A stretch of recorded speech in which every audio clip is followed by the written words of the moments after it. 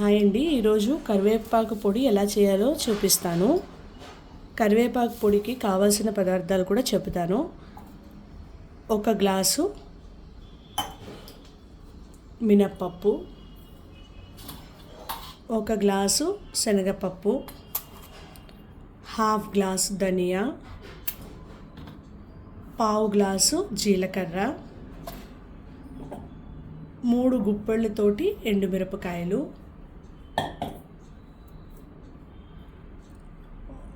1 cup నిండా వెల్లుల్లిపాయలు,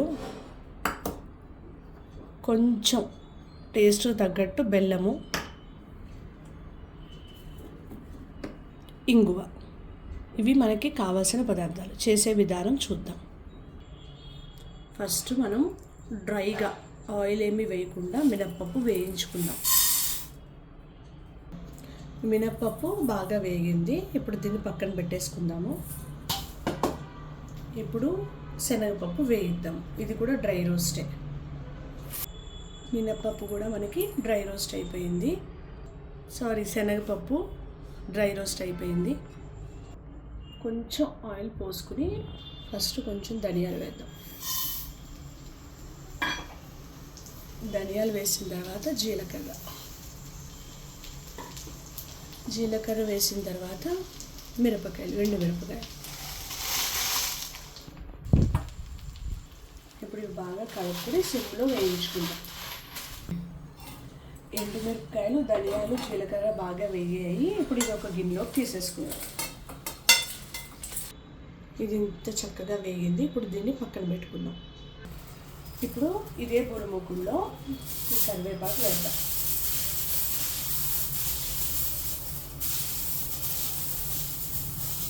ఇప్పుడు దీనిలో మనం ముందుగా ఒలుచుకుని పెట్టుకున్న వెల్లుల్లిపాయలు, నేను చింతపండు కొంచెం యాడ్ చేస్తున్నాను. కొంచెం చింతపండు, అలాగే కొంచెం ఇంగువ కూడా వేసుకుందాం.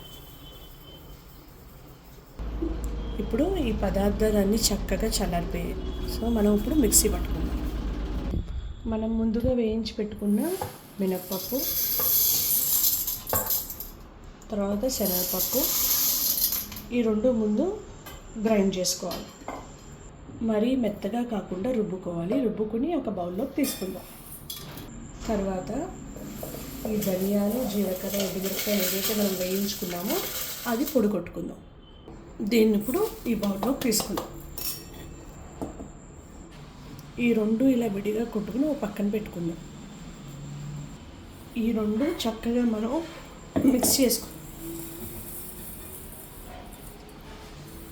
ఇలా మిక్స్ చేసుకుని దీన్ని పక్కన పెట్టుకుందాం. ఇప్పుడు ఈ కరివేపాకు ముందు మనం ఏదైతే ఫ్రై చేసుకున్నాం, వెల్లుల్లిపాయలు అదంతా కూడా ఒక మిక్సీలోకి తీసుకుందాం. దీనిలో కొంచెం బెల్లం యాడ్ చేసుకుందాం. దానిలో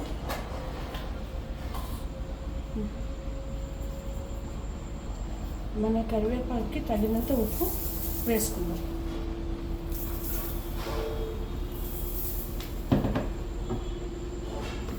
ఇప్పుడు 1 స్పూను పసుపు. ఇప్పుడు దీన్ని మిక్సీ పట్టుకుందాం. కరివేపాకుని ఇలా మిక్సీ పట్టుకున్నాము. ఇందాక మనం మిక్సీ పట్టుకున్న మిశ్రమం ఇది రెండు కలుపుకోవాలి. ఇప్పుడు శుభ్రంగా మొత్తం అంతా దగ్గరగా కలుపుకోవాలి.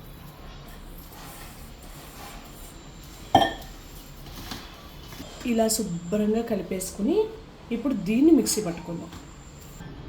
కరివేపాకు పొడి అయిపోయిందండి. ఇది వేడి వేడి అన్నంలో కానీ ఇడ్లీలో కానీ కొంచెం నెయ్యి వేసుకుని తింటే చాలా బాగుంటుంది.